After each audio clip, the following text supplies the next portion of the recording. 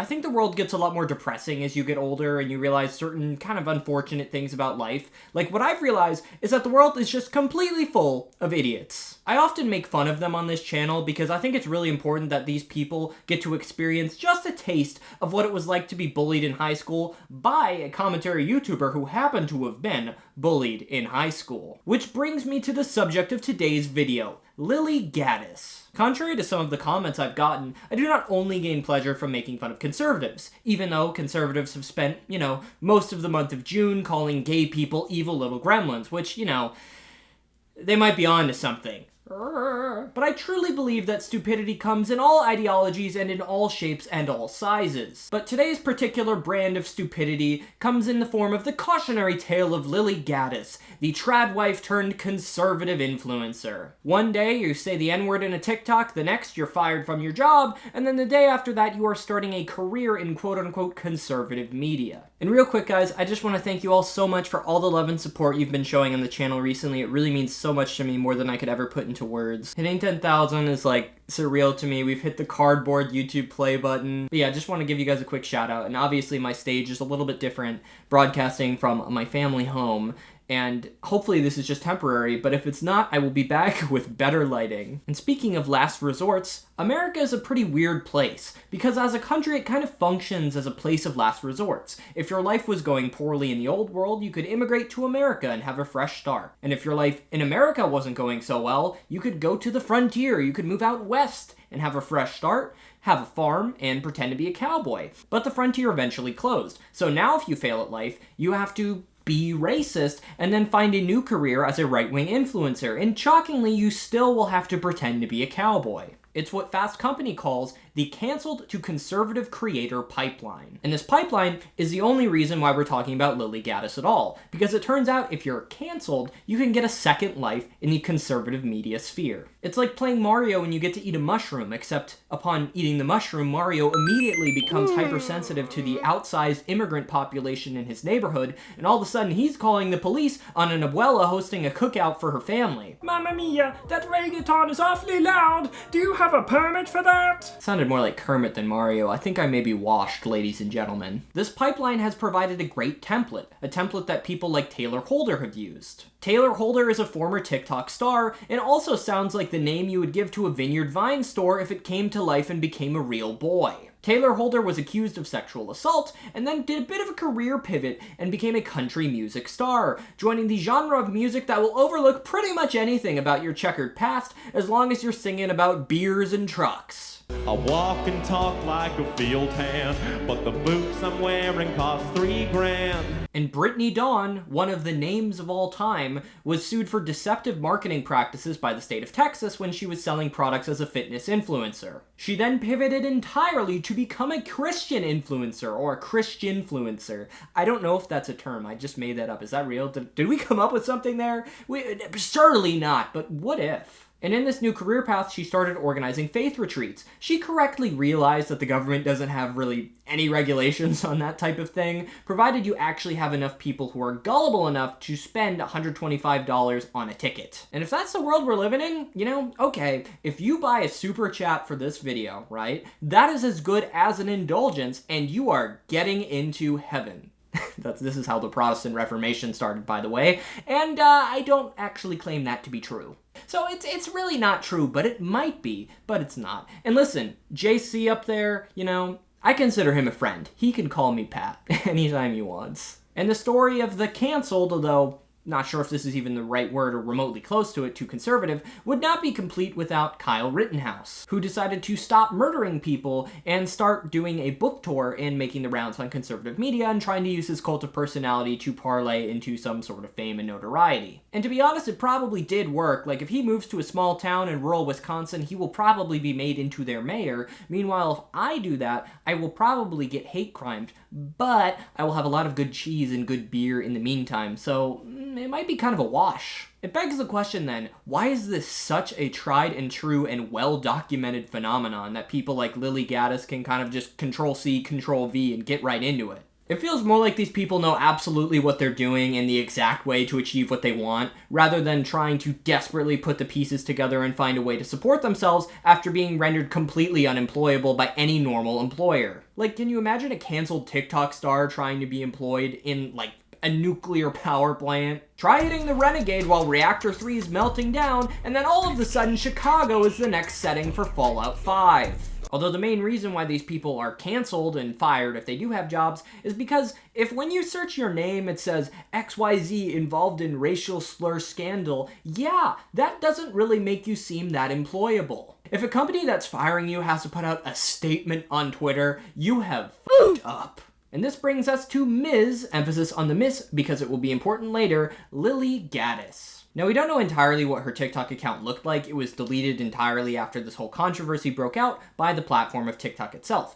A cultural loss akin to the burning of the Great Library of Alexandria. This, of course, is assuming that every single book had vanished, and the only thing inside the library was one angry Greek woman yelling about normies. So while we can't see every poorly conceived recipe or rant from her car, we do know, based on what has been published on her Twitter account, kind of what the whole thing was about. She would complain about the quality of men available these days, most often that they were pussies and gay, which, like, hey, the only people who are allowed to use gay as an insult in the year of our Lord 2024 are actual gay people. Any gay man without a healthy dose of ironic homophobia is frankly not that funny. Movies from the early 2000s also get a pass because we can, like, watch them and look at how poorly they aged, because the gay joke is then followed by a really sexist joke, followed by the main character who's objectifying the poorly written woman character who will fall for him at the end and has, you know, great boobs, and then you're watching and you really realize that, wow, Superbad really didn't age that well, did it? And if you're offended by that joke, if you've been triggered, honestly go back and rewatch Superbad, because 90% of the jokes is just Jonah Hill being sexist, and frankly, it's really not that funny. You know when you hear girls saying like, oh, I was so gone last night, I shouldn't have slept with that guy. We could be that mistake. Anyways, the controversy pertaining to Lily Gaddis that I've mentioned really started when one of her TikToks went viral, where she said that women are gold diggers. And if you can think of one word that you shouldn't ever really say if you're a white person like Lily Gaddis, that happens to rhyme with the word digger, you can gather where this story is going. Here's the million-dollar question.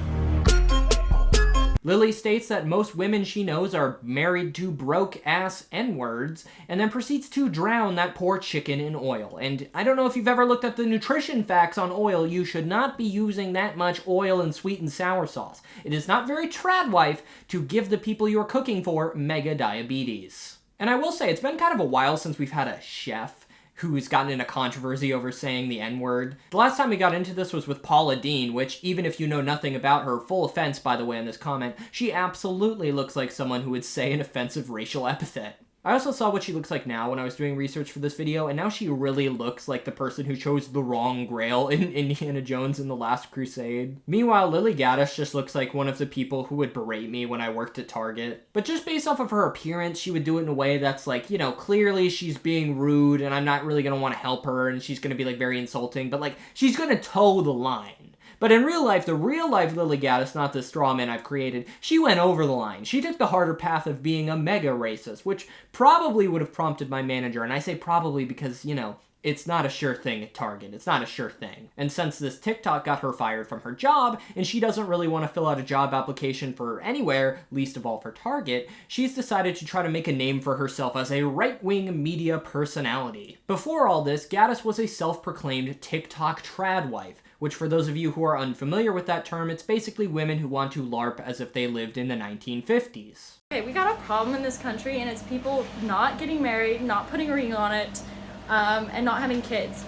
But conversely, we also have a problem with a lot of women voting. Or, I guess in Lily's case, she's trying to pretend to be a woman from before the time when the 19th Amendment was ratified. Do you ever think about the contemporary women who were against the suffragette movement? Like, what were they even saying? Like, were they like, oh, I love the status quo. I love being legally viewed as property to my husband. I love not being able to vote, or being able to own property, or being able to own a bank account. Things are great. There's also a great deal of hypocrisy in the tradwife movement. Like, for instance, if any actual 1950s housewife had dressed up like this for thousands of other men, which, in the 1950s, they basically would have had to have gone to Madison Square Garden in a bikini. They would have been probably arrested, taken to the town square, and stoned before the man who was married to her was granted one of the 3 divorces that was issued in 1954. Or, believe it or not, she may have been spanked by her husband, as this real article from the 50s talks about. The article boldly asks the question, should we spank our wives? And all 4 men surveyed, who are working a variety of very fun 1950s coded jobs,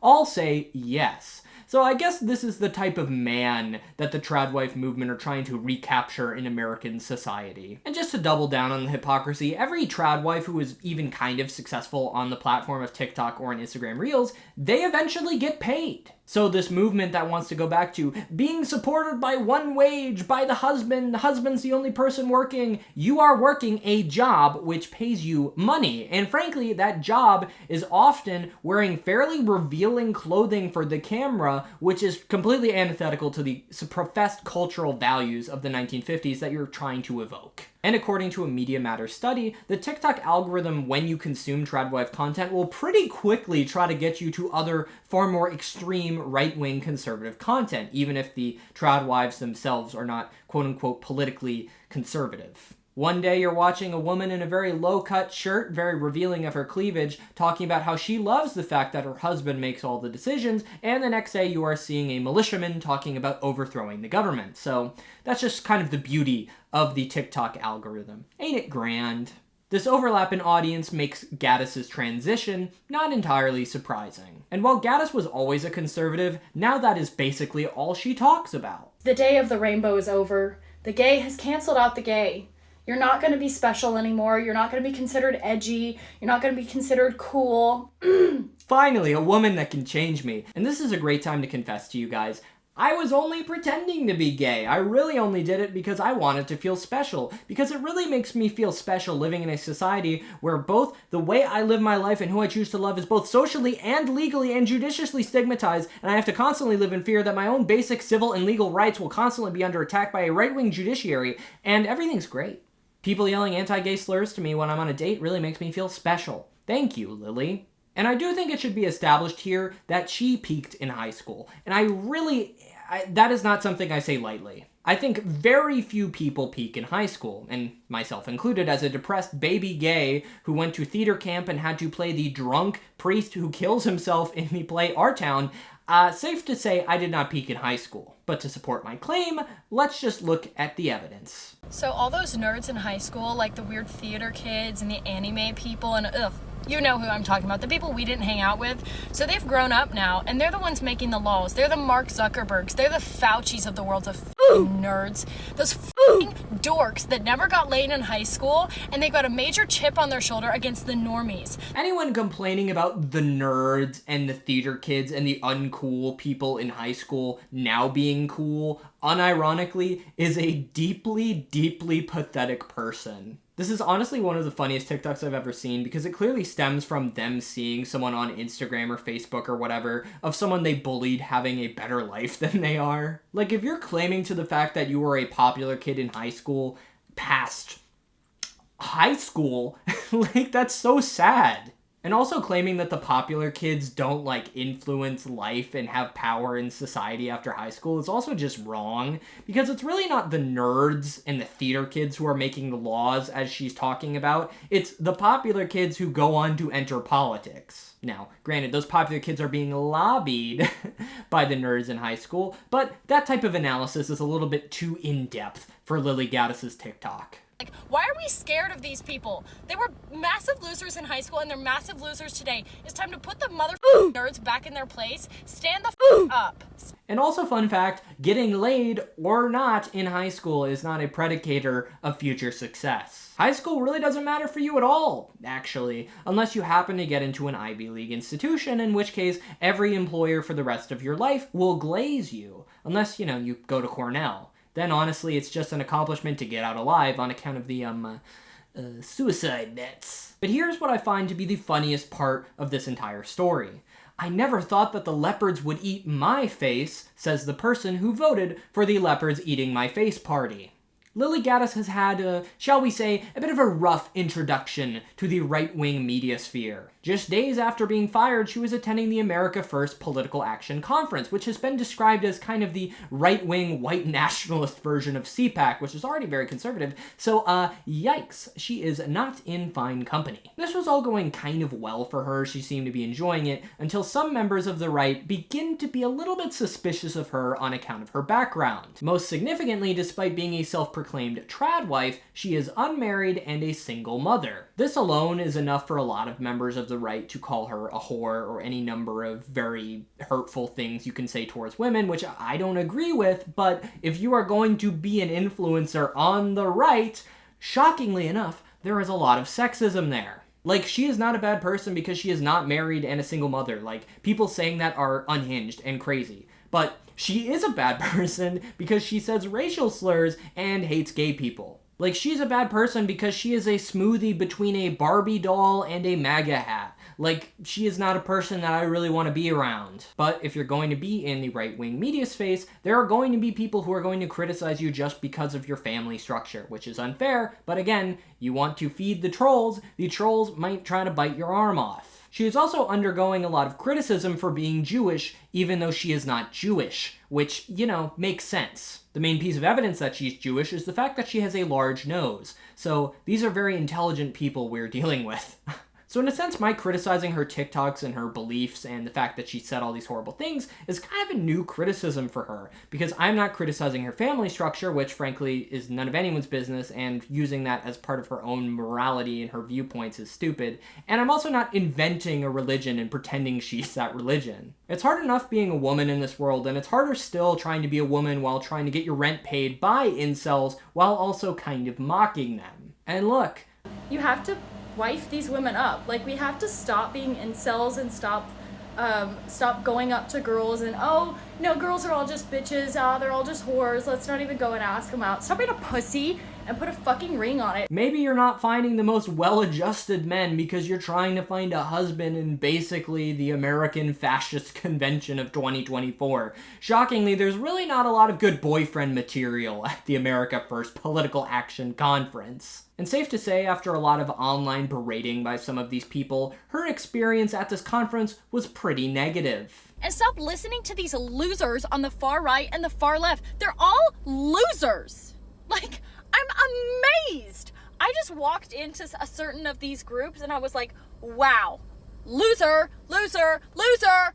So this concludes, for now, the story of Lily Gaddis. She's made the rounds on conservative media complaining about the fact that she was fired, while also telling everybody she is not sorry at all for what she said. She is one of a never-ending series of people who correctly assume that instead of facing any accountability or the consequences of their own actions, they can simply try to find a second career by wearing a low-cut shirt and complaining about how they were persecuted online. And speaking of finding an audience online by wearing a low-cut shirt, let me just button up real quick. I think Lily Gaddis is an idiot and someone who's very clearly stuck exactly where they were when they graduated high school.